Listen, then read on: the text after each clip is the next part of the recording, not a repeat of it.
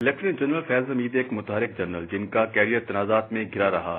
ماجد نظامی: پریشان نہ ہوں، سب کچھ ٹھیک ہو جائے گا۔ افغانستان کے دارالحکومت کابل میں مسکراتے ہوئے یہ فکرہ ادا کرنے والے لیفٹیننٹ جنرل فیض حمید ایک بار پھر خبروں میں ہیں۔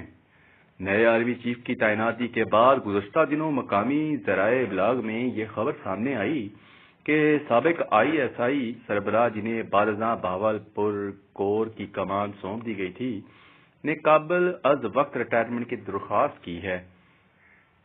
آئی ایس پی آر کی جانب سے اب تک اس خبروں کی تصدیق یا تردید نہیں کی گئی، تاہم جنرل فیض حمید کا نام جو گزشتہ چند سال تنازعات اور الزامات کے زد میں گھرا رہا، اس خبر کے بعد سوشل میڈیا پر دوبارہ زیر بحث ہیں۔ اسی کے ساتھ اپنے میزبان کو اجازت دیجیے گا، اللہ نے کے بعد